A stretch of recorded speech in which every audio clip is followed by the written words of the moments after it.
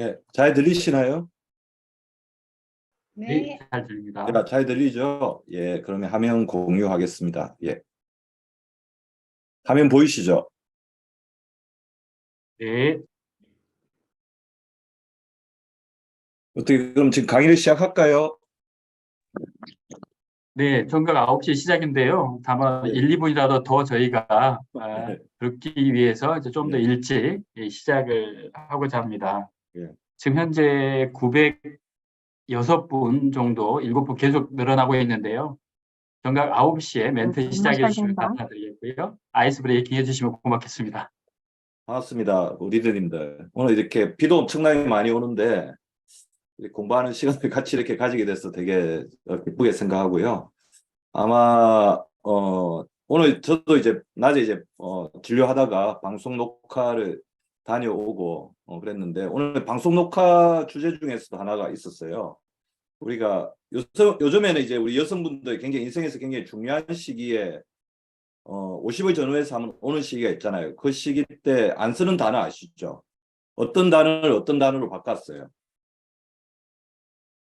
폐경이라는 단어를 완경이라는 단어로 바꾸신 건 다 아시죠?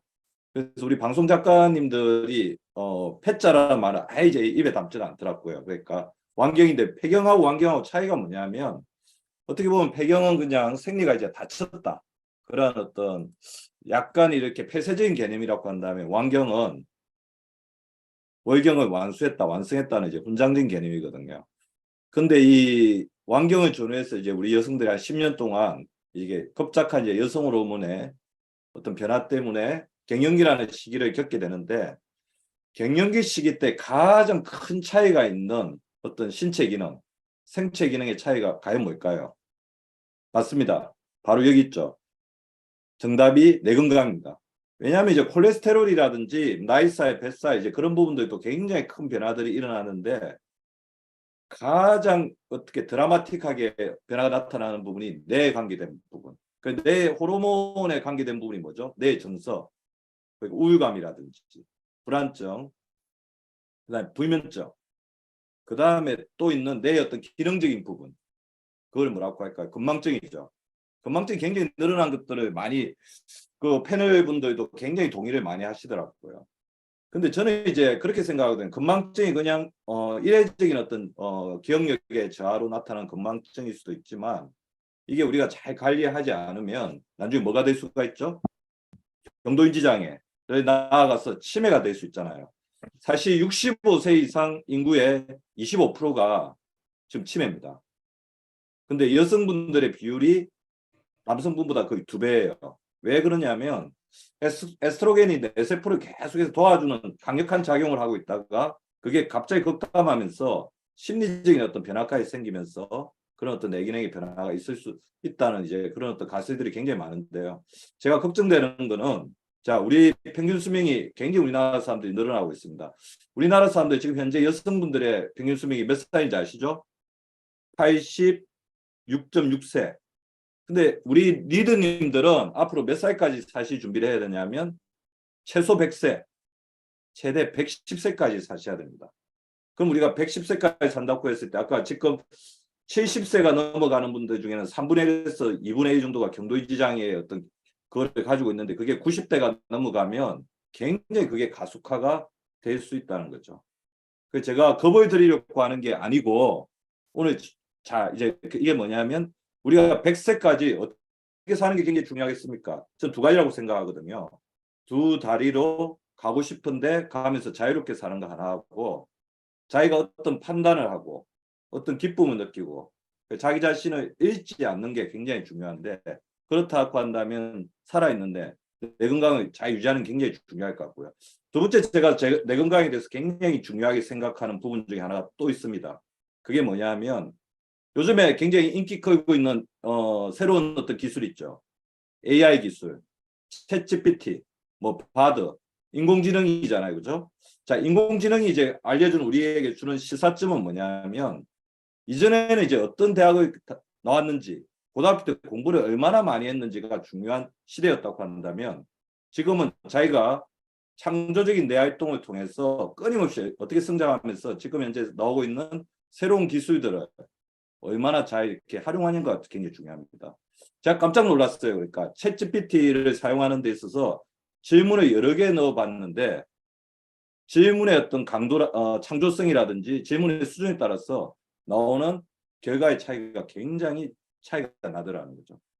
그래서 지금은 어떻게 보면 끊임없이 이제 성장할 수 있는 그런 어떤 기반이 이렇게 놓인 시대라고 보기 때문에 오늘 제가 우리 리더님들에게 진짜 말씀드리고, 진정한 리더님들이 마인드 바디 액션 아시죠? 몸과 마음은 연결되어 있고 사실 뇌를 잘 활용하는 사람이 건강관리도 잘 할 수 있기 때문에 내 건강뿐만 아니라 신체적인 건강을 유지하는 데 있어서도 내가 이제 컨트롤 타워로서 잘 활용할 수 있도록 하는 이제 여러 가지 기술들을 좀 알려드리려고 하겠습니다.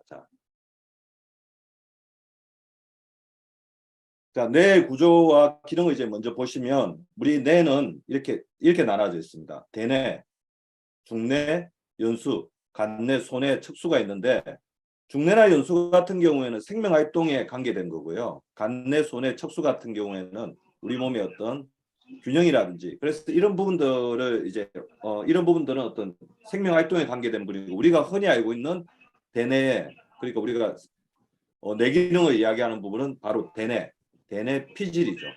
그래서 머리의 대부분을 차지하는 뇌 바깥쪽으로 잔뇌와 우뇌로 나뉘게 됩니다.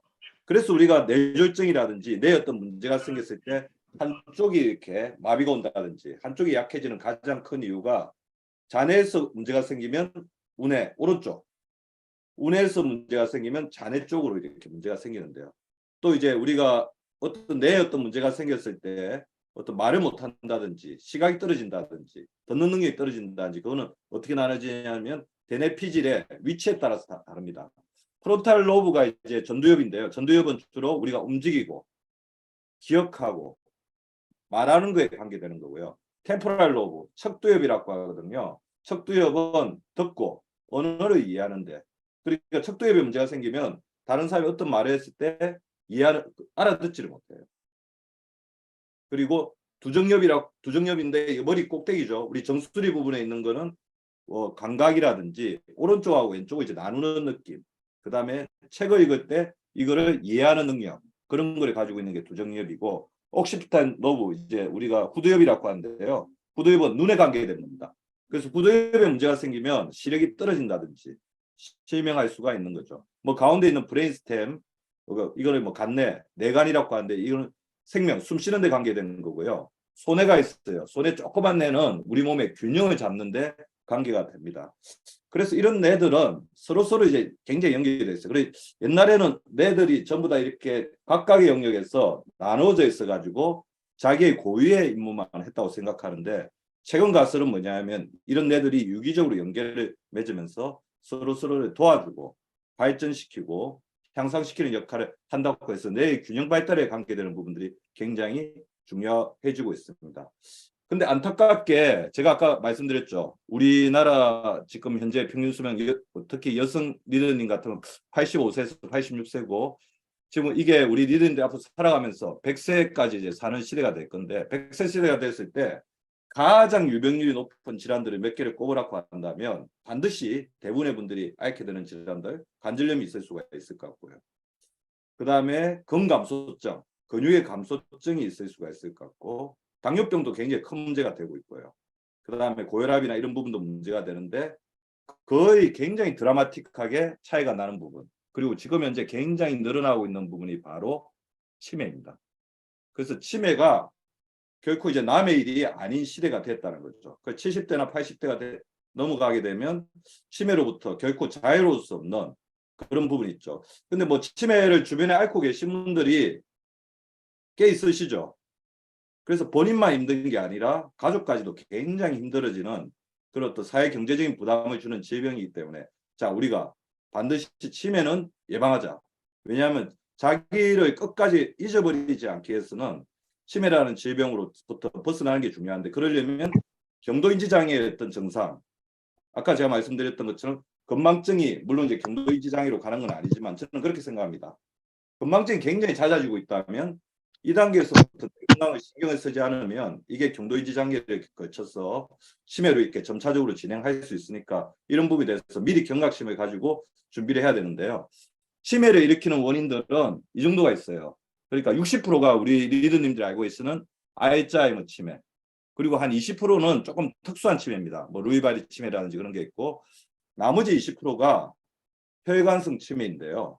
근데 이 앞으로 혈관성 치매는 혈관 치매가 20% 정도를 차지하고 있다고 알려져 있지만, 제가 생각했을 때는 우리 뇌 자체는 혈관으로 이루어져 있기 때문에 우리 뇌혈관의 어떤 기능이 떨어지게 되면 이것 자체가 치매에 미치는, 인지 기능에 미치는 영향은 점점점 더 커질 수밖에 없다는 겁니다.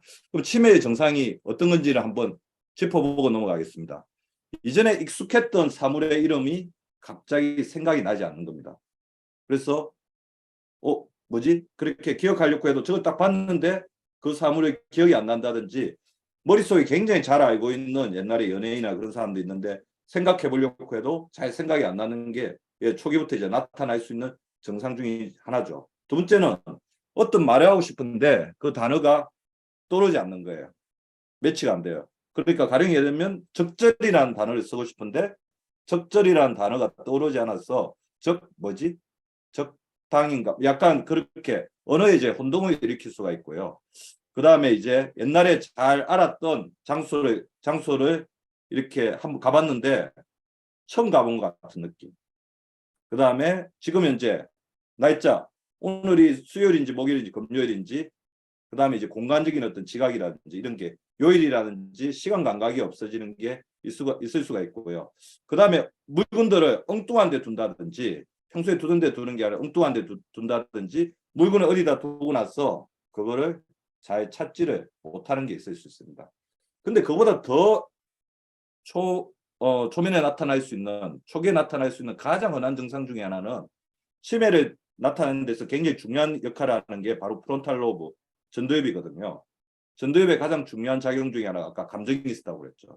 그래서 감정의 변화가 있다든지, 그 다음에 이거는 본인이 잘 모를 수가 있어요. 갑자기 옆에 있는 사람이 굉장히 화를 잘 낸다든지 우울해진다든지 행동에 이상이 있을 때는 치매를 나타내는 그런 어떤 소견일 수가 있고요.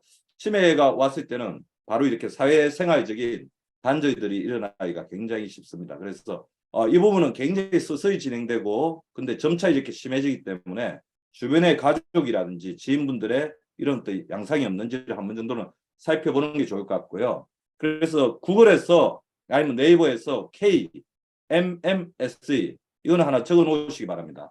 간이 정신 상태 검사라는 설문지가 있거든요.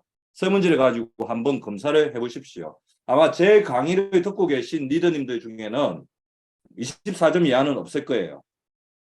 그렇지만 18점에서 23점 정도의 어떤 마일드 코그니티브 임페어먼트라는 건 뭐냐면 경도인지 장애인데, 이때에 해당하는 사람은 우리 주변에서 굉장히 많이 볼 수가 있습니다. 특히 60대, 70대가 지나가면. 그래서 60대가 지나가시는 분들은 반드시 한 번은 KMMSE 간이 정신상태 검사를 해보고, 여기서 점수가 자기가 원하는 뭐 25, 한 27, 28점 정도로 잘 넣으면 크게 걱정할 필요가 없는데, 조금 애매모호하게 24점, 25점 정도 나왔다고 한다면 반드시 신경과나 정신건강학과를 가가지고 정밀검사를 받고요. 최근에는 이런 부분을 예방하고 기능 지원에 늦출 수 있는 굉장히 좋은 어떤 약들도 많이 이제 개발되고 있기 때문에 반드시 이제 의학적인 도움을 받는 게 필요합니다. 근데 저는 그렇게 생각을 해요. 물론 이제 알츠하이머 치매는 내가 피할 수 없는 거다. 갑자기 어느 날 오는 거다. 이제 그렇게 생각하실 수가 있고, 지금 의학적으로도 알츠하이머 치매를 미리 예방하는 것은 어떻게 알 수 없다. 그렇게 생각하지만 저의 생각은 완전히 다른데요. 왜 그러냐면 내가 노화되지만 우리가 100세까지 젊은 사람의 수준을 유지하면서 노화되는 사람이 있는가 하면 급작스럽게 디멘치아, 치매가 되면서 확 나빠지는 사람이 있는데, 거기에는 제가 앞으로 말씀드리는 5가지가 굉장히 중요한 역할을 하게 된다는 거고, 제가 뇌 기능을 좋게 하는 5가지 원칙을 거의 잘 수행을 하신다면 치매가 될 확률을 거의 95%, 90% 이상 낮출 수 있다는 겁니다.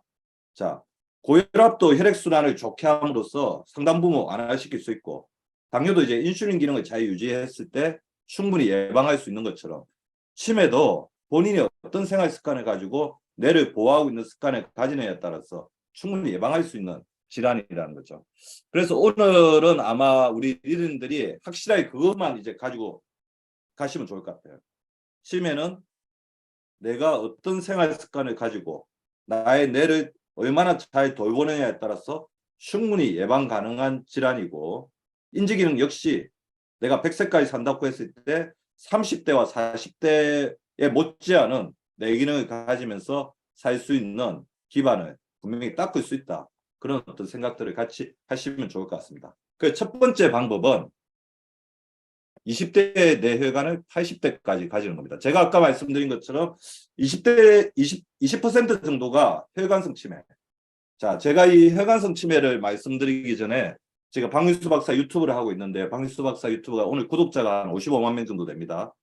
근데 처음에 한 6개월 정도 할 때까지는 구독자가 200명밖에 안 되는 그냥 보잘것없는 그런 어떤 채널이었거든요. 근데 어느 한순간에 영상 하나가 이렇게 떡상했다고 그러죠. 급상승하기 시작했는데, 그 영상에 혹시 제목을 아시는 뭐 리더님들 중에 아마 관심 있는 분들도 있어서 제 거를 보고 계신 분이 있을 것 같은데 아마 보셨을 것 같은데요. 다리에 쥐가 나면 심장이 위험하다. 다리에 쥐가 나면 왜 심장이 위험할까요? 아마 지금 우리 마이크를 켜고 이야기하실 수 있으면 우리 리더님들이 다 맞추셨을 거예요. 다리에 쥐가 난다는 건 뭐죠? 뭐가 안 된다는 거죠? 혈액순환이 안 된다는 거죠. 혈액순환이 안 된다. 자, 혈액순환이 안 된다는 개념을 오래 확실하게 알고 가시면 좋습니다. 혈액순환이 안 된다는 거는 우리 피는 심장에서 나오는 산소와 영양소를 가지고 있는 세피가 있어요. 그럼 다리로 산소와 영양소를 가지고 있는 세피가 내려가 가지고 산소와 영양소를 주고 나면 무슨 피가 되죠? 혼피가 되죠. 그 혼피가 되면 어떻게 돼야 됩니까? 심장으로 다시 올라와서 폐로부터 산소를 받아서 세피가 돼야 되는데, 혼피가 심장으로 올라오지 않고 다리 쪽이 계속 정체되어 있다는 거예요. 그게 혈액순환이 안 된다는 거죠. 자, 다리에 혼피가, 산소가 부족한 피가 계속 오래 있으면 어떻게 되겠어요? 다리가 물에 빠진 것과 똑같은 상태가 된다는 겁니다. 그래서 물에 빠졌으니까 어떻게 합니까? 나를 살려주세요. 신호를 보내는 게 바로 다리에 쥐가 나는 거죠. 근데 아마 우리 리더님들 아실 겁니다. 다리에 쥐가 주로 언제 많이 나요? 밤에 잠을 잘 때 많이 나죠. 그럼 밤에 잠을 잘 때 다리에 쥐가 많이 나는 이유는 두 가지거든요. 심장도 그때는 조금 이렇게 고요하게 뛰고 있고, 두 번째, 심장 혼자만으로는 힘들기 때문에 심장을 도와주는 제2의 심장이 있죠. 바로 종아리.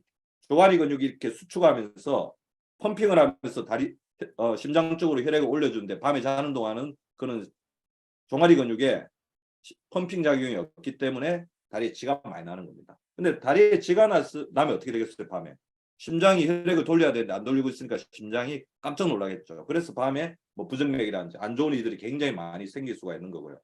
제가 말씀을 드리고 싶은 주요한 주제는 뭐냐면, 다리에 쥐가 난다고 했을 때는 어디가 굉장히 위험할까요? 심장 말고 바로 뇌입니다. 다리하고 제일 먼 쪽이죠. 그죠? 다리에 쥐가 났으니까 혈액순환이 안 되니까 당연히 이제 머리 쪽에도 피가 못 가는 거죠. 피가 못 가서 피가 3분에서 30분 정도 못 가면 생기는 병이 뇌졸중이지만, 뇌졸중이 가기 전이라도 우리가 잠깐 혈액순환이 안 되면 뇌가 저산수증에 빠지면서 뇌졸중과 유사한 미니 뇌졸중 증상을 일으킬 수가 있는데요. 그런 증상이 계속해서 반복되면 그게 결국에는 혈관성 치매가 될 수가 있다는 겁니다. 그래서 다리에 쥐가 난다든지 혈액순환이 안 된다든지 그런 게 그만큼 위험하다는 건데요. 자, 왜 그러냐면 이게 혈관의 가장 큰 문제가, 혈관은 10대 때부터 이렇게 노화가 돼요. 왼쪽 때부터 이렇게 노화가 되는데 오른쪽 뒤 90% 정도 막혀도, 왜냐하면 우리 몸이 이 혈액순환이 줄어든 거에 적응을 하기 때문에 증상이 없는 경우가 많습니다. 그래서 혈액순환이 안 되는 거는 우리 리더님들이 잘 못 느낄 확률이 많아요. 그래서 우리가 혈압, 당뇨, 고지혈증 미리미리 예방해야 된다고 하는 이유가 그게 혈액순환이 안 되는 가장 중요한 원인이거든요. 자, 당뇨는 혈관을 찌르는 못, 콜레스테롤은 혈관의 기름. 그러니까 혈관이 좁아지고 딱딱해지면 그 안에 기름이 지고 설탕이 많은 물이 흐르다 보면 어떻게 됐어요? 제대로 순환이 안 되겠죠. 그러니까 혈압이 세게 때릴 수밖에 없고 고혈압이 그렇게 생기는 겁니다. 그래서 고혈압, 당뇨, 고지혈증을 우리가 잘 관리하자고 하는 가장 중요한 이유가 그거죠. 그래서 지금 우리 리더님들 제 강의를 한 20분 정도 들었으니까 그 우리 혈액이 순환이 안 되는 가장 우리 건강에 혈액 순환이 가장 나쁜 자세가 뭔지 알죠? 한 자세로 오래 있는 겁니다. 자, 지금 강의 들으신 분들 이거 한번 따라해 보시죠. 제가 1시간에 한 번씩 하는 거예요. 손 털고 잼잼. 자, 왜 그러냐면 우리 팔 근육이 심장하고 제일 가까이 있기 때문에 이렇게 손을 털어주고 잼잼하는 것만으로도 우리 심장의 부담을 상당히 돌려줄 수 있고 줄여줄 수 있고 우리 혈액순환이 좋게 할 수 있습니다. 그래서 저는 진료하다가도 1시간에 한 번씩 틈날 때마다 한 1분 정도씩 손가락 잼잼을 계속 하고 있어요. 자, 이런 분들을 우리가 관리를 잘 안 하면 오른쪽에 알츠하이머 치매처럼 뇌가 텅 비었고 색깔이 변한 세포들이 색깔이 변한 혈관성 치매로 자기도 모르게 다리에 쥐가 한번 날 때마다 혈액순환이 안 돼서 손발이 저릴 때마다 수족냉증이 있을 때마다 이런 어떤 머리에 노화가 진행이 되는 거고 이런 혈관성 치매는 알츠하이머 치매보다 더 큰 앞으로 사회적 문제가 될 겁니다. 자, 아까 종아리를 지배하는 게 뭐냐면 발목이거든요. 자, 발을 쭉 뻗어가지고 발목을 자꾸 이렇게 유연하게 만드셔야 돼요. 발끝을 쭉 뻗어보세요. 그리고 당기고 이렇게 발을 또 돌리고 발목을. 저 같은 경우는 이제 지하철 타고 갈 때도 항상 이제 발끝으로 쓰기 그걸 계속 합니다. 그래서 발목 관절이 유연한 사람이 나중에 종아리 근육, 제2의 심장이 강해진다는 거죠. 그리고 혈관을 넓게 만드는 가장 중요한 것은 식사입니다. 음식, 짜게 먹는 거. 짜게 먹으면 혈압이 올라가요. 간식, 당연히 비만이죠. 많이 먹는 거, 속식. 빨리 먹는 게 또 굉장히 위험합니다. 빨리 먹게 되면 가식도 되고 폭식도 돼요. 그리고 우리나라 사람한테 제일 위험한 것 중에 하나가 탄식. 탄수화물을 지나치게 많이 먹는 거죠. 스트레스가 많다 보니까 탄수화물을 많이 먹는데 탄수화물을 많이 먹게 되면 당뇨가 되죠. 당뇨가 혈관에 제일 나쁩니다. 당뇨는 혈관을 찌르는 못이라고 생각하시면 돼요. 그래서 우리나라 사람들이 혈관이 나빠지는 원인 두 가지는 저는 이제 짜게 먹는 습관하고 탄수화물을 너무 많이 먹는 거거든요. 그 탄수화물을 짜게 먹지 않기 위해서 하나만 실천하시면 돼요. 젓가락으로 식사를 한다. 왜 그러냐면 우리나라 사람들 짜게 먹는 소금을 많이 먹는 습관의 가장 대표적인 게 뭐냐면 국물과 찌개. 그러니까 젓가락 먹으면 국물과 찌개 못 드시겠죠. WHO 권장량이 5g인데 우리나라 사람이 12g에서 12g 정도 소금 먹어요. 물론 소금을 너무 안 먹어도 안 됩니다. 소금을 안 먹게 되면 혈압이 너무 낮아지고 우리 몸에 필요한 미네랄 활동이 거의 안 되죠. 그래서 제가 보면 10명 중에서 한 분 정도는 소금 섭취가 부족하고 10분 중에서 9분은 소금 섭취가 너무 많아요. 그러니까 자기가 봤을 때 자기는 진짜 저염식하고 있다. 그럼 적절하게 드시면 됩니다. 근데 본인이 대부분 이제 국물을 많이 드시고 인스턴트 음식 많이 드시고 가공식품을 많이 먹으면 무조건 그거는 이제 소금 섭취가 많은 거거든요. 그 혈압을 재보시면 돼요. 저혈압이신 분들은 소금 섭취를 적절하게 하셔도 돼요. 하지만 고혈압에 가고 있는 고혈압 전 단계인 분들은 반드시 젓가락 식사로 하면서 국물과 찌개를 줄여야 되고요. 그래서 혈관을 이제 부드럽게 해주는 게 중요한데 혈압을 낮추는데 그래서 뭔가 이제 굉장히 긴장돼 있고 승모근을 한번 만져보십시오. 승모근이 굉장히 아프고 만졌을 때 아야 소리가 나시는 분들 이 승모근이 굉장히 딱딱해져 있으면 내로 가는 혈액순환에 굉장히 문제가 많이 생깁니다. 그런 분들은 이제 긴장을 풀어주 물론 이제 스트레칭이 굉장히 중요하지만 긴장을 풀어주는 데 도움이 되는 마그네슘 같은 게 도움이 되고요. 혈당을 조절해 주는 데는 인슐린 기능을 좋게 하는 크롬, 콜레스테롤은 오메가3, 우리 몸의 당독수를 줄이는 거는 비타민 B, 그러니까 우리 뭐 고기 종류에 많이 들어있죠. 혈액을 순환하는 데 도움되는 건 진코바, 그래서 은행 같은 부분이 도움이 되고요. 혈관 협착을 좀 부드럽게 해주는 거는 아르기닌 같은 산화질소를 만드는 그런 물질들이 도움이 됩니다. 그래서 혈액순환이 안 되시는 분들은 은행잎으로 만든 추출물들을 드시면 크게 부작용 없이 출혈이라든지 여러 가지 어떤 간이나 콩팥에 부작용 없이 이런 분들을 조금 극복할 수 있는 역할을 하는데요. 이 은행잎 자체가 우리 혈관 속에 있는 활성산소를 줄이는 데 굉장히 도움을 주게 됩니다. 두 번째, 저는 혈관을 좋게 하는 것가 중요한데 우리 리더님들이 저한테 물어보면 원장님 내 머리가 노화되지 않게 할 수 있는 영양제 하나만 주십시오. 고르십시오. 그렇게 말씀을 하면 저는 뭐겠습니까? 유산균을 권유가 드릴 수 있을 것 같아요. 유산균. 자, 그게 뭐냐면 장내축. 들어보셨죠? 장과 뇌는 연결되어 있다. 장과 뇌는 연결되어 있으며 서로에게 영향을 미친다. 장은 제2의 뇌이다. 사실 이 모양을 보십시오. 장을 보면 이 꼬불꼬불한 주름이 있는 게 내 대뇌피질에 어떤 주름이가 있는 고랑이가 있는 모습하고 거의 비슷하죠. 뇌하고 또 장에 굉장히 유사점 하나 또 뭐가 있어요. 장에서 70% 나오는 게 두 가지가 있죠. 우리 몸의 면역세포의 70%가 장에 있습니다. 그러니까 또 뭐죠? 세로토닌의 70%가 장에서 나오죠. 세로토닌은 또 우리 리더님들이 다 아시겠지만 행복 호르몬, 학습 호르몬으로 알고 계실 겁니다. 제가 왜 그 말씀을 드리려고 하면요. 자, 우리 장에는 가장 중요한 역할을 하는 게 뭐죠? 마이크로바이옴이죠. 백조개, 마이크로바이옴. 장내세균 마이크로바이옴인지 알고 계시죠? 자, 마이크로바이옴은 뭐의 약자예요? 마이크로바이오타, 미생물. 그 다음에 게놈, 합성어입니다. 게놈은 뭐죠? 유전자. 백조개의 장내세균이 유전자처럼 작동한다는 거예요. 그러니까 우리가 부모로부터 물려받은 유전자는 바꾸지 못하지만 우리가 후생적으로 우리 마이크로바이옴을 잘 관리하면 후천적인 어떤 체질이나 형질은 바꿀 수 있다는 겁니다. 근데 아마 우리 리더님들 중에서 최근에 본인들 배가 굉장히 자주 아프신 분들이 있을 거예요. 아마 우리나라 국민들의 한 70에서 80%는 마이크로바이옴의 균형이 깨어져 있다고 봅니다. 마이크로바이옴의 균형은 몇 대 몇일 때 최적이에요. 유익균 8, 유해균 2. 들어보셨죠? 유익균 8, 유해균 2가 돼야 되는 이유가 뭐예요? 유해균이 계속해서 견제를 해야지 유익균이 자기가 경쟁력을 갖출 수 있는 균이 된다는 거죠. 유익균은 우리 장내에 있는 여러 가지 독소나 세균들과 싸울 수 있도록 훈련된 어떤 좋은 균이거든요. 그러니까 유해균이 계속해서 견제를 해줘야지 얘가 전투력을 갖출 수 있는 거고. 근데 문제는 나이가 들수록 생활 습관이 나쁠수록 유익균하고 유해균의 비율이 떨어집니다. 황금 비율이 8대2인데 리더님들 본인 마이크로바이옴 비율 검사해 보시면 손 한번 들어보세요. 많으시네. 몇 대 몇이던가요? 제가 검사해보면 대부분 6대4, 7대3 정도 되고 관리 잘하신 분은 7대3, 그 다음에 6대4 정도가 굉장히 많고요. 얼마 전에 제가 검사해본 사람 중에 최악은 0.5대 5대 95도 있었어요. 5대 95는 정상적인 생활을 하기가 굉장히 힘듭니다. 그 정도까지 우리 마이크로바이옴이 굉장히 위험한데요. 자, 마이크로바이옴이 깨지게 되면 어떤 문제가 생기냐면요. 이 장내세균의 가장 중요한 역할, 네 가지 기능이 있는데 지금 오늘은 장 관련된 이야기를 하는 게 아니니까 조금 빨리 넘어가겠습니다.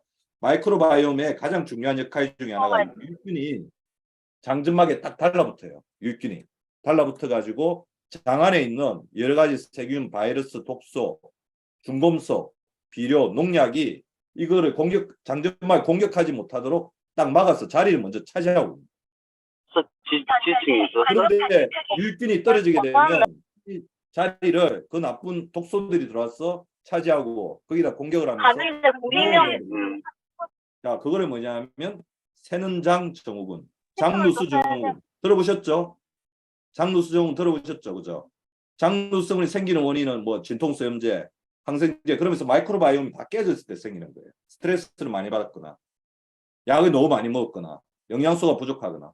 근데 이 장누수 증후군이 생겼을 때 가장 위험한 게 뭐냐면 우리가 고지방식이를 하고 정제탄수화물을 많이 먹으면 당하고 정제된 당, 가공당하고 그 다음에 고지방식에 있는 가공지방이 결합을 하면 리포다당류라는 것을 형성을 합니다. 리포가 뭐냐면 지방, 다당류가 당이거든요. 정제탄수화물, 혈당지수 높은 거, 그 다음에 가공지방, 트랜스지방 같은 것들이 딱 결합하면 리포다당류를 형성하는데 이게 장점막을 뚫고 어디까지 가냐면 뇌세포에서 발견된다는 거죠. 이게 그래서 치매를 가진 사람들에게서 굉장히 많이 발견됩니다. 그래서 최근에 본인 어떤 내기는 굉장히 떨어져 있다. 뭔가 문제가 있다.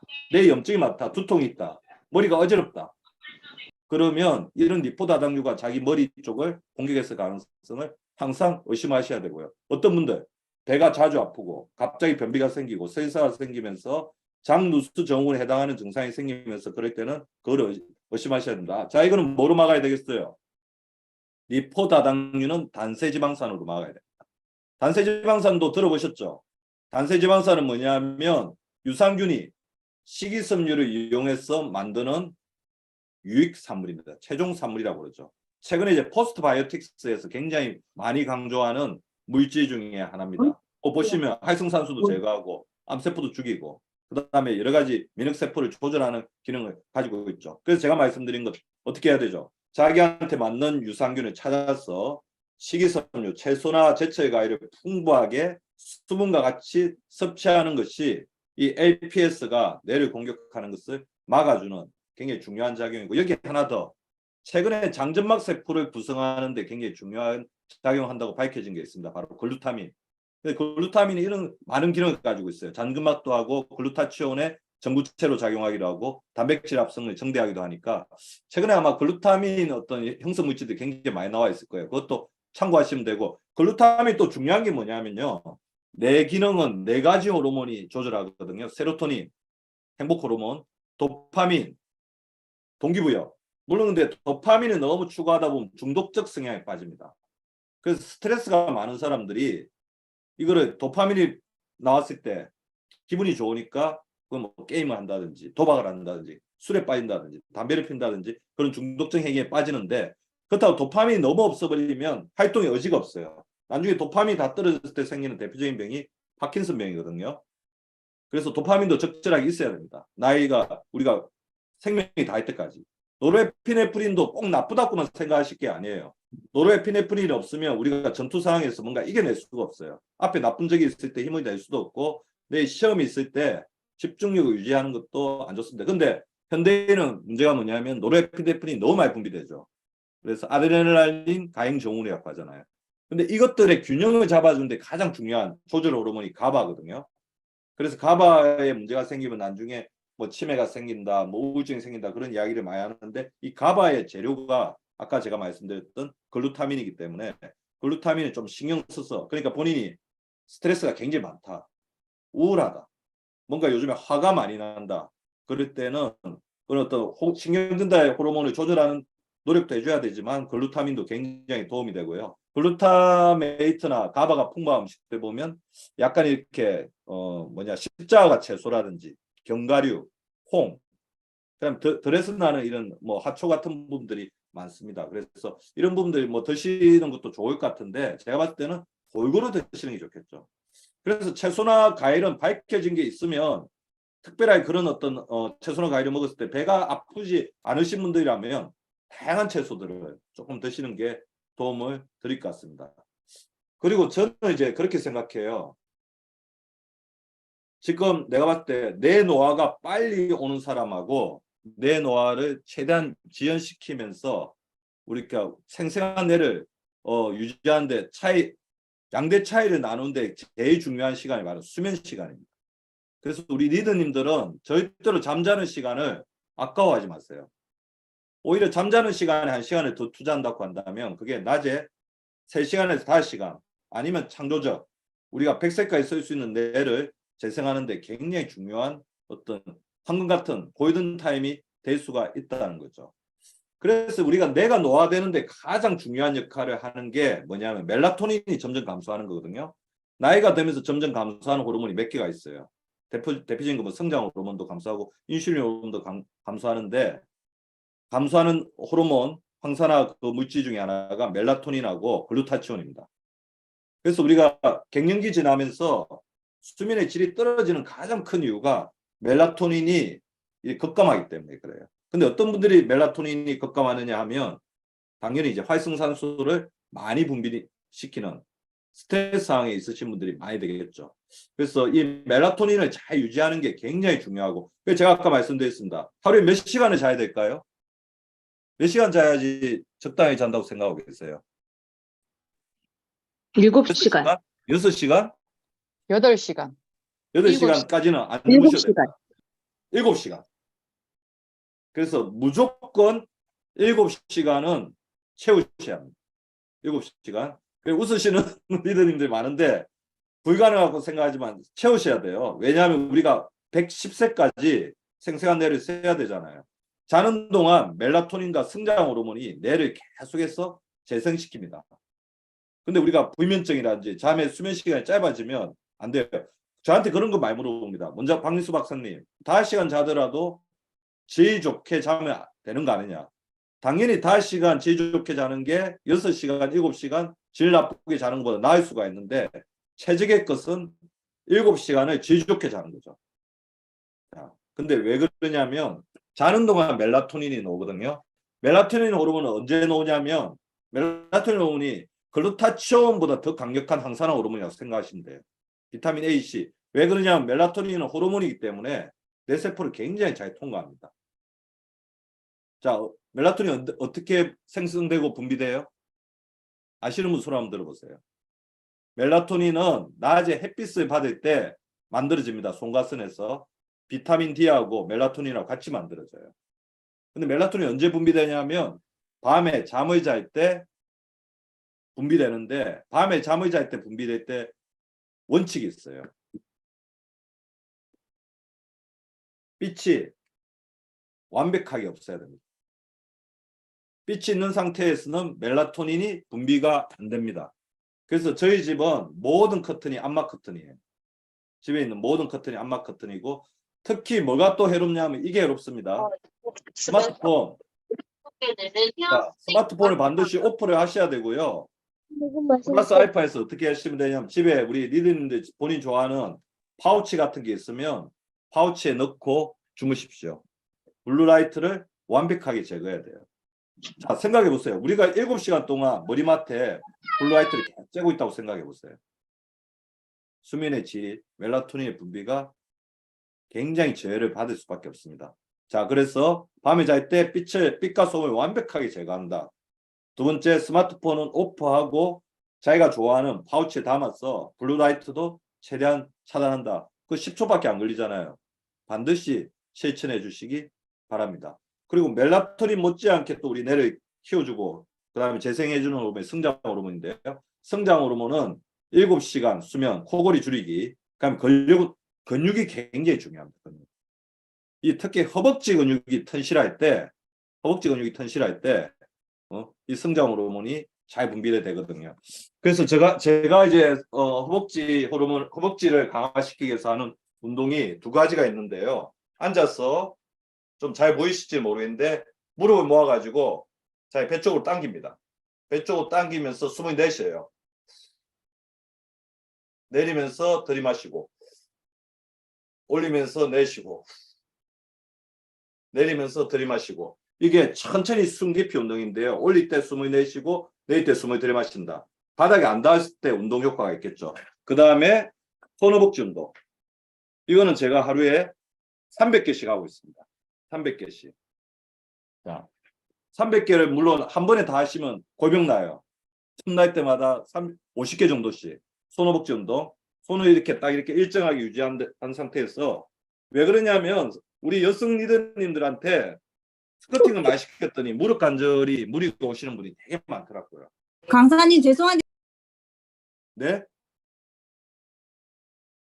무릎 관절에 이제 무리가 오시는 분이 많으니까 그런 걸 최대한 이게 손허벅지 운동 같은 거 해주시면서 해주시면 좋을 것 같습니다. 예, 말씀하세요. 네, 제이님 화면이 좀 그런데 제이님 화면 좀 꺼달라고 좀 부탁드릴게요. 제가 그걸 제이님은 못 찾을 것 같은데요. 예. 네, 아, 네, 꺼주셨네요. 예, 본인이 끄시면 될 겁니다. 네 번째, 자, 뇌는 결국에 근육이거든요. 그래서 뇌를 강화시키기 위해서는 본인의 근육 관리를 굉장히 잘해야 됩니다. 결국 이제 우리가 움직이는 사람이 근육이 강한 사람이 뇌도 이제 강해지거든요. 근데 근육을 살리는 거는 인슐린이 살립니다. 그래서 이 말이 무슨 말인지 제가 조금 말씀을 드리려고 하는데요. 자, 우리 몸에서 가장 중요한 호르몬, 제가 오늘 성장 호르몬 멜라토닌, 우리 리더님들한테 굉장히 많은 지적인 챌린지를 주고 있는데, 자, 우리가 나이 들어서 가장 중요한 호르몬이 있다고 한다면 인슐린이에요. 인슐린은 다 들어보셨죠? 인슐린 호르몬이 어떤 호르몬이에요? 에너지 호르몬입니다. 우리가 탄수화물을 먹으면 포도당을 분해해서 우리가 나중에 필요할 때 쓸 수 있게 저장을 시켜 놓잖아요. 저장을 시켰다가 꺼내 쓸 수 있게. 우리 니들도 지금 제 강의 듣고 있는데 아무도 이거 안 드시잖아요. 뇌는 굉장히 많은 지금 에너지 쓰고 있는데 뇌는 전부 다 포도당만 해가지고 에너지로 쓰고 있거든요. 산소를 우리 몸에서 20% 정도 쓰고 있고요. 우리 몸에 산소를 20% 쓰고 있고 포도당을 굉장히 많은 에너지를 쓰고 있는 우리 뇌는 그러면 지금 안 먹고 있는데 누가 이 에너지를 공급하냐? 인슐린이 우리 몸에 저장했다가 근육이나 지방세포나 간에 저장했다가 필요할 때 이제 꺼내 쓸 수 있게 하는 겁니다. 따라서 인슐린 기능이 떨어진 사람은 내 에너지가 안 가는 거예요. 내 노화가 진행될 수밖에 없어요. 그래서 당뇨인분들이 그래서 치매가 많이 생기고 건망증이 많이 생기고 기억력이 떨어질 수밖에 없는 거죠. 그래서 인슐린 기능을 좋게 해야 되는데 안타깝게도 우리나라 사람들이 60대가 지나가게 되면 인슐린 기능이 굉장히 많이 떨어집니다. 자, 그 가장 큰 이유가 뭐냐면 우리나라 사람들의 밥식 문화에 있어요. 어떻게 먹냐면 밥 한 번, 반찬 한 번, 밥 한 반찬 한 번. 또 스트레스도 뭐로 풀어요? 탄수화물로 풀죠. 그죠? 단 음식 못 참잖아요. 과자, 초콜릿. 그러다 보면 인슐린 기능이 점점 떨어지게 되면서 인슐린 기능이 떨어지니까 내 적절하게 에너지를 공급을 못하는 거죠. 그래서 하나만 좀 해주시면 좋을 것 같습니다. 밥 한 번, 반찬 한 번, 밥 한 번, 반찬 한 번 그렇게 드시지 말고 제가 고안한 식사법이죠. 채소 한 번, 고기 한 번, 밥 한 번. 채소 한 번, 고기 한 번, 밥 한 번. 밥 한 번, 반찬 한 번은 1대1이잖아요. 채소 한 번, 고기 한 번, 밥 한 번은 2대1이잖아요. 그렇게 드셔주시고 야식, 밤에는 탄수화물을 먹지 말자. 밤에는 인슐린 좀 쉬게 해주자. 그 다음에 과일은 반드시 껍질째 드셔주시기 바랍니다. 왜냐하면 우리가 좋게 생각하는 섬유질, 파이토케미칼 다 껍질에 있거든요. 물론 이제 우리 암에 굉장히 좋은 세제들이 있으니까 잘 씻어가지고 미세먼지나 농약 같은 거 잘 이렇게 제거해 준 다음에 이렇게 드셔야 되겠죠. 근데 이런 어떤 인슐린을 우리가 너무 혹사시키게 돼서 인슐린의 기능이 떨어지게 되면 인슐린이 우리 몸에 당을 저장시키지 못하고 어떻게 됩니까? 소변으로 다 빠져나가죠. 저장을 못 시키니까 당이 소변으로 빠져나가는 병. 그게 바로 당뇨병인데 그렇게 되면 우리 몸에 돌아다니는 당들이 굉장히 우리 몸에 염증을 많이 일으킨다는 거죠. 그래서 저한테 그런 질문을 많이 하십니다. 박사님 그러면 흰빵, 흰쌀밥, 아이스크림 나쁘다는 거 알겠어요. 그 과일은 껍질째 먹으라고 하는데 과일도 당도가 높지 않냐 그렇게 말씀을 하시는데 물론 이제 당뇨가 있으신 분들은 과일을 뭐 하루에 2개, 3개 그렇게 너무 많이 드시는 게 조금 위험할 수가 있습니다. 근데 당뇨 전 단계라든지 정상인 사람, 그 당뇨 전 단계인 사람 좀 갈등이 되죠. 그렇다 과일이 몸에 굉장히 좋은데 안 먹을 수는 없고 그래서 저는 한 3가지 정도를 추천드립니다. 사과, 배, 포도. 그러니까 당도가 높더라도 혈당 지수가 더 중요하거든요. 혈당 지수가 낮은 과일을 고르는 것이 바람직하고요. 사과, 배, 포도 정도는 혈당 지수가 비교적 낮아서 우리가 안심하고 먹을 수 있고요. 나머지 과일도 너무 많이 드시지만 않으면 혈당 상승을 보면서 하시면 됩니다. 아까 제가 말씀드렸던 거꾸로 식사법은 채소, 고기, 밥, 채소, 고기, 밥 이렇게 하면 혈당을 같은 음식을 먹더라도 20 정도 차이를 낼 수가 있습니다. 이거는 여러 가지 실험에서 증명된 거니까 반드시 해주시면 좋을 것 같고요. 그리고 제가 아까 말씀드린 것 중에 단세지방산의 또 굉장히 중요한 역할 중에 하나가 자, 인슐린을 이야기하다 왜 갑자기 근육을 이야기하냐 좀 궁금해 하시는 분들이 있을 것 같은데요. 인슐린이 아까 전에 우리 당을 우리 몸속에 저장했다가 필요할 때 꺼내 쓴다고 했잖아요. 저장하는 창구가 1번이 간이고 2번이 지방세포고 3번이 근육입니다. 간은 저장하는 데 한계가 있죠. 간에 너무 많은 칼로리 집어넣으면 무슨 간이 됩니까? 지방간. 지방세포도 너무 많이 먹으면 내장 비만이 되죠. 그래서 근육을 늘려놓는 게 굉장히 중요하다는 거예요. 그래서 저한테 물어봐요. 그러면 근육을 늘리려면 단백질을 많이 먹는 건 알겠는데 하나 더 많이 먹어야 될 게 뭐가 있습니까? 아까 제가 말씀드렸던 이 단세지방산 같은 경우에는 근육이 문이 있어요. 에너지를 집어넣어서 에너지를 저장할 수 있게 하는 문이 있는데 그 문을 열어주는 역할을 하기 때문에 우리 리더님들 중에서 주변에 단백질은 굉장히 좀 많이 먹는 것 같은데 근육이 잘 형성되지 않는 분들 있다. 그러면 이 유산균을 잘 추출해 주시는 게 굉장히 도움이 됩니다. 그래서 근육을 늘리려면 단백질. 그래서 근육량이 우리 리더님들 본인 근육량 알고 계시죠? 인바디 분석질에 반드시 한번 보셔가지고 정상 범위보다 항상 상단에 위치하도록. 왜냐하면 나이가 들수록 점점점 줄어들거든요. 그러니까 우리가 지금 움직이고 운동할 수 있을 때 정상 범위 안에 있다고 만족하지 말고 정상 범위에서 높은 쪽으로 이렇게 가도록 계속해서 이렇게 유지해 주는 게 굉장히 중요하다는 거죠. 두 번째, 이제 그 탄수화물, 우리가 뭐냐면 이게 근육이 자꾸 녹는 거를 막아줘야 되는데, 근육을 녹이는데 가장 중요한 역할을 하는 게 만성염증이기 때문에 만성염증을 굉장히 잘 잡아주는 것도 중요하고요. 근육이 잘 녹지 않도록, 장에서 많이 새어나가지 않도록 도와주는 데는 비타민 D, 그다음에 아연, 셀레늄, 소화효소 같은 것들이 도움을 줄 수 있습니다. 근데 무엇보다 더 중요한 거는 우리 25센트 라이더를 규칙적으로 일주일에 3회 30분. 그래서 어느 정도 해야 되냐면 운동이 너무 과해도 안 돼요. 그리고 우리 리더님들한테 제가 반드시 드리고 싶은 말씀은, 우리 25센트 라이더를 탄다고 한다면 어떻게 해야 되겠습니까? 처음에는 천천히 하다가, 예? 한 5분에서 10분은 천천히, 20분은 본격적으로 하고 또 5분은 반드시 천천히 하면서 이렇게 올라갔다가 이렇게 내려가는 단계를 반드시 거쳐야 되고, 안 그러면 우리가 운동을 갑자기 심하게 하든지 운동을 갑자기 멈추게 되면 활성산소가 굉장히 많이 만들어지고 그게 근육에 데미지를 주게 됩니다. 그래서 이거를 맞게끔, 그래서 그게 굉장히 잘 고안되어 있는 것 같아요. 그리고 본인이 하고 나서 너무 힘들다, 좋은 운동이 아닙니다. 활성산소가 많이 형성된 거예요. 그리고 하나 더, 운동할 때 반드시 수분 섭취를 하시면서 하셔야 돼요. 운동 끝나고 나서 이제 체중계에 올라가가지고 내가 몇 킬로 뺐다, 그거 몇백 그램 뺐다, 이거를 보여주려고 하다 보니까 물을 아예 안 드시고 운동하시는 분들이 있는데, 그렇게 되면 뭐가 많이 쌓이겠습니까? 피로물질이 많이 쌓이면서 근육에 오히려 더 손해가 될 수가 있다는 겁니다. 그래서 그런 부분들을 잘 유지해 주는 게 굉장히 중요할 것 같고요. 그리고 우리가 100세까지 건강한 뇌를 가지려면 제일 중요한 게 뇌를 비워야 됩니다. 그리고 뇌에 기쁜 경험을 많이 주셔야 되죠.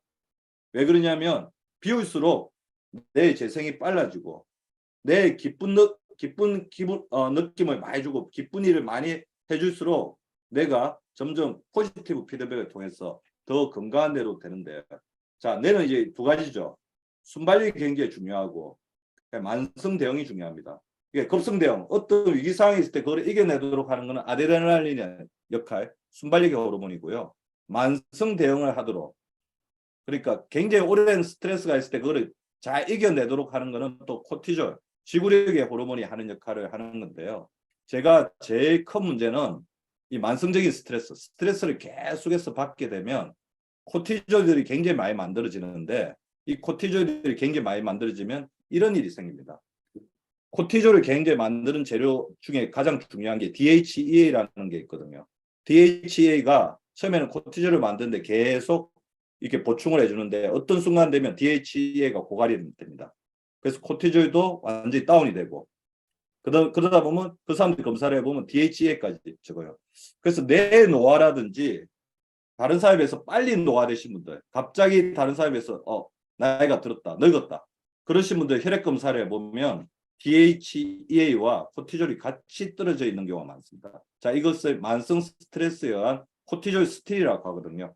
코티졸 스틸은 뭐냐면 다른 호르몬들, 성장 호르몬들, 세로토닌 호르몬, 그 다음에 인슐린 호르몬, 멜라토닌, 우리 몸에 필요한 호르몬을 만들어야 되는 재료인 DHEA가 코티졸 만드는데 다 쓰여버리니까 코티졸이 다 뺏어가 버리는 거죠.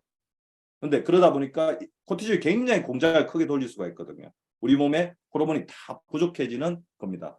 그래서 스트레스를 받지 마라. 스트레스가 노화의 가장 중요한 원인이다 하는 거는 활성산소 이론이 하나가 있지만, 두 번째가 바로 제가 오늘 말씀드린 코티졸 스틸이 있습니다. 그래서 우리 리더님들이 지금 만약에 어떤 걱정이나 불안이나 화가 나는 일이나 분노가 있는 일이 있을 때 그거에 계속해서 몰두하거나 그 생각에 빠져 있으면 우리 몸에서 이렇게 어마어마한 참혹한 일이 일어난다는 거죠. 그런데 제가 봤을 때는 그래요. 저희 병원에 오시는 많은 환자분들 중에 굉장히 좋으신 분들입니다. 굉장히 이타적인 사람들이 많아요. 이기적인 분들은 잘 안 아플 가능성이 굉장히 많습니다. 왜냐하면 이기적인 분들은 남을 걱정하지 않거든. 근데 이타적인 분들은 생각이 굉장히 많아요. 그 생각 중에서도 뭐가 많으냐면 걱정이 많습니다. 자기 걱정도 하지만 남 걱정을 굉장히 많이 해요. 그리고 남에게 어떻게 하면 잘해줄까? 저 사람이 나 때문에 힘들어하지 않을까? 그런 걱정을 많이 하다 보면 아까 제가 말씀드렸던 코티졸 스틸이 일어난다는 겁니다. 그래서 걱정하지 않는 게 굉장히 중요한데요. 자, 걱정을 안 하려면 자, 이거를 보셔야죠. 걱정의 몇 프로는 쓸데없는 걱정입니까? 96%. 절대로 발생하지 않는 일에 대한 걱정이 40%, 이미 일어난 일에 대한 걱정이 30%, 별로 신경 쓸 일이 아닌 일에 대한 걱정이 22%, 어떻게 바꿀 수 없는 일에 대한 걱정이 4%, 사실상 해결할 수 있는 일에 대한 걱정은 4%밖에 안 된다는 거죠. 자, 그래서 저는 그렇게 해요. 실제로 진짜 걱정이 많으신 분들이 너무 많이 오거든요. 잠도 못 주무시고, 불안하고, 공황장애도 오고. 그분들한테 제가 많이 드린 말씀이 겁니다. 아, 환자분, 지금 굉장히 걱정되는 일이 있지만 1시간 지나면 아마 50%로 줄어들 거고, 일주일이 지나면 10분의 1이 줄어들 거고, 10분의 1로. 그 다음에 한 달이 지나면 100분의 1로 줄어들 겁니다. 시간이 지나면 줄어드니까 너무 걱정하지 마시고, 두 번째, 당신이 하고 있는 걱정은 당신만 걱정하는 게 아니고 다른 사람도 다 하고 있는 걱정이니까요. 그거 좀 알고 넘어가셨으면 좋겠습니다. 말씀드리고, 그래도 걱정이 되면, 자, 할 만한 가치가 있는 걱정이다. 이렇게 생각하시는 게 좋은데, 제가 오늘 하나 알려드릴게요. 제가 책을 17권에서 18권 정도 썼는데, 제 책을 워낙 많이 써서 기억도 못합니다. 최근에 놓은 책이 이제 면역력, 인생의 건강이 짐이 되지 않겠죠. 근데 이 책들에 대한 거의 대부분의 아이디어가 언제 떠오르냐면요. 이거 하고 나서 떠오릅니다. 그래서 우리 리더님들도 낮에 시간 낼 때마다 같이 했으면 좋을 것 같아요. 자, 눈을 감고 머릿속에 생각이 떠오르면 생각하지 말자. 생각하지 말자. 생각하지 말자. 자, 코로 들이마시고 입으로 내쉬고, 코로 들이마시고 입으로 내쉬고. 너무 잘하셨습니다. 너무 잘하시네요. 예. 이게 뭐냐면 생각 중지 훈련인데요. 생각의 컨텐츠를 좋은 생각으로 바꾸려고 하면 안 돼요. 그러니까 생각을 아예 끊는 습관이 들여야 합니다. 저 같은 경우는 이걸 굉장히 오랫동안 연습을 해가지고 눈을 감자마자 금방 잠들 뻔했어요. 머릿속 생각이 다 비워지거든요. 두 번째, 제가 반드시 드리고 싶은 말씀이 코로 호흡하자고 그랬거든요. 호흡에 집중하다 보면 머릿속 생각이 비워집니다. 자, 코로 들이마셔야 되는 가장 큰 이유는 뭐냐면요. 우리가 코로 들이마시게 되면 미세먼지, 바이러스, 세균 90% 이상 줄일 수 있어요. 대부분 사람들이 이제 입으로 호흡하는 게 편하기 때문에 입으로 계속 호흡하는데, 그렇게 되면 미세먼지나 세균이나 바이러스 다 기관지로 다 들어가겠죠. 그래서 시간 날 때마다 코로 들이마시고 내쉬는 것들을 실험을 해주시기 바랍니다. 그리고 무엇보다 더 중요한 게 이건 같아요. 옥시토신 아시죠? 우리 엄마가 아기 낳을 때 자궁을 수축해가지고 아기를 세상에 안전하게 놓게 하는 그런 어떤 호르몬인데, 이 옥시토신이 우리 몸에 굉장히 강력한 면역력 효과, 세포 재생 효과가 있는데요. 어떻게 옥시토신이 분비를 되는지 봤더니, 다른 사람에게 칭찬을 받을 때, 다른 말로 하면 칭찬을 해줄 때, 그 다음에 SNS에서 좋아요를 눌러줄 때, 그리고 다른 사람과 스킨십을 할 때 이렇게 많이 분비된다고 합니다. 테레사 수녀 효과 아시죠? 테레사 수녀가 선행하는 모습을 보는 동영상을 시청한 사람들의 면역 엔자임 IgA 항체 수치가 굉장히 올라갔다는 거거든요. 우리 옆에 리더님들, 아마 화면에 굉장히 친하신 리더님들 보일 거예요. 그 리더님들 향해서 자, 한번 이렇게 이야기해 주시죠. 당신이 세상에서 제일 멋져. 한번 보시고, 기분 좋은 얼굴도 보시고, 당신이 세상에서 제일 멋져. 다 하셨죠? 자, 이건 칭찬은 고래를 춤추게 한다고 하는데, 다른 사람을 기분 좋게 하는 것도 있지만 본인의 면역력이 올라가고 본인의 마인드가 좋아진다는 겁니다. 10피 10칭. 하루에 10번 웃고 10번 칭찬하자. 칭찬하고 안고 웃을수록 우리 몸의 세로토닌 호르몬, 그 다음에 옥시토신 호르몬의 기능이 좋아집니다. 리더님들이 오늘 화면을 켜시고 굉장히 열심히 웃으면서 잘 들어주셔가지고 한 55분 강의하는 동안 그냥 시간이 그냥 40분처럼 지난 것 같습니다. 미래 인재 6가지 조건은 이거일 것 같아요. 뭔가 이제 디자인을 좋아하고, 그다음에 스토리가 있으시면서도 다른 사람과 조화롭게 지내고, 그러니까 공감 능력도 굉장히 뛰어나고 창조적인 놀이도 하면서 의미를 잘 찾는 분들이 아마 미래 이제 앞으로 현 시대를 이렇게 리드할 그런 진정한 리더일 거라고 생각이 들거든요. 근데 리더들이 아마 그런 굉장히 중요한 그런 어떤 그 리더십을 가지고 계시다고 생각하고요. 자, 이렇게 좋은 리더. 그 제일 중요한 건 그거예요. 몸이 건강한 사람이 뇌도 건강하다. 그리고 주변 사람과 좋은 관계를 가진 사람들이 가장 행복해질 수 있는, 내 기능이 활성화될 수 있는 좋은 기회를 가진다. 그래서 우리 아미에서 지금 3대 자산으로 이야기하고 있는 경제적 여유, 그 다음에 매력적인 어떤 본인이 또 다른 사람과 관계를 맺고 다른 사람에 베풀 수 있는 그런 좋은 마음, 그 다음에 건강한 몸과 이렇게 뇌가 그런 부분들이 좌우하는데 가장 중요한 게 아닐까 그런 생각이 듭니다. 뇌를 살리는 영양요법 한 번 더 정리하고 넘어간다면 뇌는 장이다. 그래서 장을 좋게 하는 마이크로바이옴과 글루타민이 도움이 될 것 같고요. 근육이 내 자산이다. 근육이 있는 사람은 내 자신감을 가지는 거죠. 단백질, 비타민 B가 도움이 될 것 같고요. 혈액순환이 원활해야지 내 산소가 잘 갑니다. 그래서 은행잎 추출물, 그 다음에 그런 부분들이 도움이 될 것 같고요. 잠이 신경재생을 도우니까 마그네슘이나 태아닌처럼 신경을 안정시키는 물질들이 도움이 될 것 같습니다. 그래서 잠이 너무 안 좋으면 뭐 수면제를 드셔야 되겠지만 그 전에 멜라토닌이나 마그네슘, 태아닌 같은 게 또 도움이 될 것 같고요. 뇌 노화를 막는 강력한 항산화 물질들 항상 챙겨 드시면 좋을 것 같습니다. 글루타치온, 셀레늄, 비타민 C가 될 것 같습니다. 님들이 강의를 너무 잘 들어주셔서 감사드리고요. 늦은 시간까지 이렇게 초롱초롱하게 들어주셔서 감사드립니다. 100세까지 20대 젊은 인지 능력을 가진 우리 리더님들 되시기를 응원하면서 오늘의 강의를 마치도록 하겠습니다. 다음 주에 뵙겠습니다. 감사합니다.